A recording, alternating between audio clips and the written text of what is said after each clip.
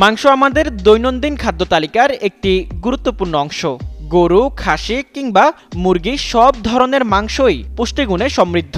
তবে সমস্যা হয় তখনই যখন এগুলো সঠিকভাবে সংরক্ষণ করা হয় না।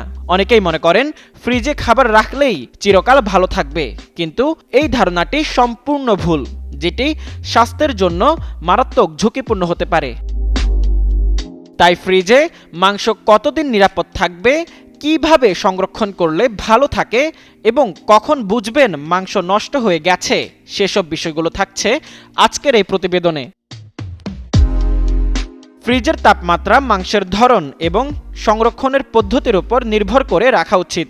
যেমন কাঁচা গরুর মাংস ফ্রিজের সাধারণ তাপমাত্রায় 0 থেকে 4 ডিগ্রি সেলসিয়াসে 3 থেকে 5 দিন এবং ডিপ ফ্রিজে 0 থেকে 18 ডিগ্রি সেলসিয়াসে 6 থেকে 12 মাস রাখা যায়।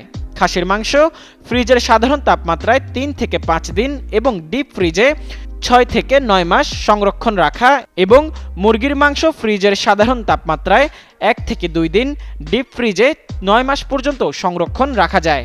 এছাড়া রান্না করা যে কোনো মাংস ফ্রিজে 3 থেকে 4 দিন এবং ডিপ ফ্রিজে 2 থেকে 3 মাস সংরক্ষণ করা যায়।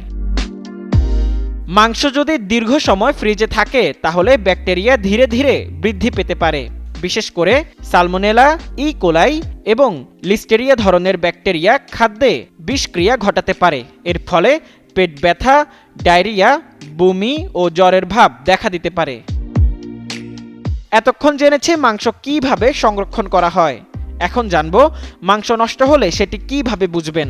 মাংসের মধ্যে টক বা পচা গন্ধ এলে বুঝে নেবেন মাংস নষ্ট হয়ে গেছে। রং পরিবর্তন হলে, অর্থাৎ গরুর মাংস গাঢ় বাদামি বা সবুজে রং ধারণ করলে সতর্ক হতে হবে।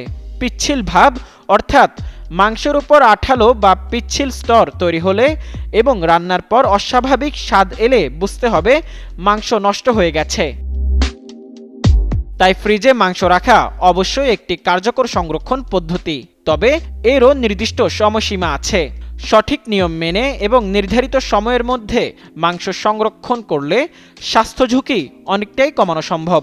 সুস্থ থাকতে হলে শুধু ভালো খাবার নয়, সঠিকভাবে খাবারও সংরক্ষিত করা জরুরি। মোজাম্মেল পায়েল, যুগান্তর নিউজ।